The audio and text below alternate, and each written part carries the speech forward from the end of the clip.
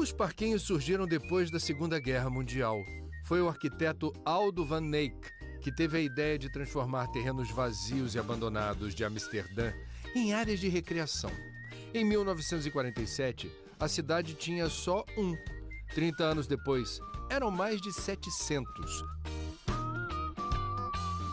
Curiosidades assim estão no livro Cidades para Brincar, da coleção Casa Cadabra. A ideia das autoras é aproximar a arquitetura da cidade das crianças. E neste novo livro, temos duas companheiras, a Lina e a Tinta. Juntas, elas descobrem 10 espaços públicos cheios de história e de diversão. Durante a viagem, nossos personagens descobrem segredos de nossas cidades e aprendem conceitos de urbanismo de forma lúdica. Queremos, assim, estimular o olhar das crianças para o lugar onde vivem e incentivá-las a participar da construção de suas cidades. Spielplatz em alemão, Parco Giochi em italiano, Place des Jeux em francês. Os parquinhos na Suíça chamam a atenção, e não só pela manutenção. Este aqui foi criado há 64 anos e foi tão longe que até hoje é um dos favoritos de Zurique, a maior cidade do país. Esta tarde ele não está lotado. Pudera, temperatura não muito acima de 0 grau. Mas não deixa de ser um local agradável para um bom papo. A Gabriela Burkhalter é cientista política, especializada em planejamento urbano. Há 10 anos pesquisa parquinhos.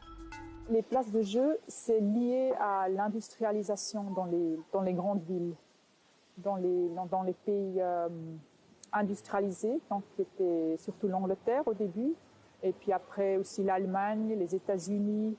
Donc c'était toujours lié à ça. C'était pas un endroit idyllique ou parce qu'on peut penser aujourd'hui, mais c'était un endroit où les enfants des travailleurs ou les enfants qui n'étaient pas surveillés, qui étaient dans la rue, ils étaient rassemblés dans ces endroits où on voulait qu'ils aillent dans ces endroits pour être surveillés et pour qu'ils ne dérangent pas les activités dans les rues. Na Suíça, o interesse chegou nos anos 50, quando, junto com um crescimento vertiginoso no número de carros, dispararam também os acidentes de trânsito. Com até 900 pedestres por ano feridos, era preciso abrir espaços para as crianças brincarem em segurança.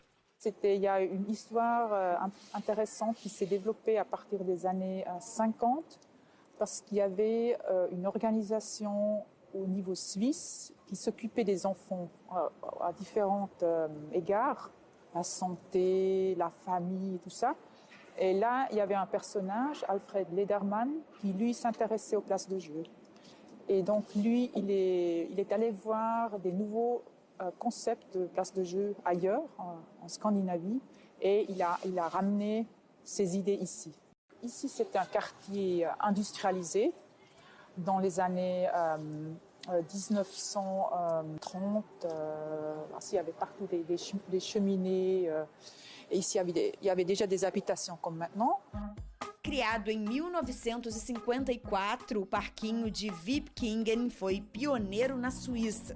Ele incorporou o chamado espírito Robinson, uma referência ao romance Robinson Crusoe, de Daniel Defoe, que conta a história de um náufrago que passou 27 anos numa ilha remota e que precisou reconstruir seu destino. Et c'est ici que la première place Robinson a été créée en Suisse. C'est le concept des places d'aventure qui a été inventé en Danemark, aussi dans les années 40. Donc c'est une place où il n'y a pas des équipements pour jouer, mais il y a juste du matériel pour bâtir. Il y a des marteaux, on peut faire des trous. Donc c'est tout axé sur l'activité de l'enfant et aussi sur l'aspect social. Donc, je pense que c'est important que ce soit une place où on peut rencontrer la nature dans une manière ou d'une autre. Donc il y a des arbres, de l'herbe. Qu'est-ce qu'il y a de différent en Suisse? Bon, je pense que la Suisse est assez pareille aux autres pays comme l'Allemagne, parce que bon, souvent c'est les mêmes compagnies qui fabriquent ces places. Donc c'est beaucoup fait en bois, avec ces poteaux qui sont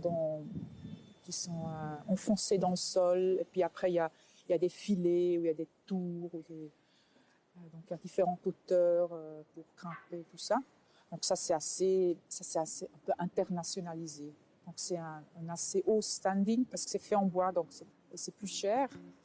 O custo para construir uma pracinha simples como esta gira em torno de 100 mil francos suíços, o equivalente a quase 400 mil reais. Uma mais sofisticada pode chegar a 1 milhão de francos, ou quase 4 milhões de reais.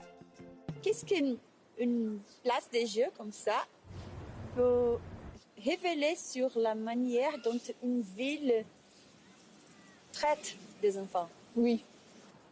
Moi, je pense que ça révèle beaucoup, parce qu'en tout cas, c'est ça aussi qui m'intéresse, ou c'est aussi une raison pour laquelle j'ai fait cette recherche, parce qu'on peut voir beaucoup de comment la société voit l'enfant. On pense l'enfant c'est le citoyen de demain, il doit s'intégrer. C'est aussi un endroit, ou un premier endroit où l'enfant va dans l'espace public, et je pense que nous on est vraiment, on doit vraiment nous donner la peine pour s'imaginer des places où aussi ensemble aux enfants, et aussi aux enfants un peu plus âgés, aussi les teenagers, les adolescents, qu'ils ont envie de sortir.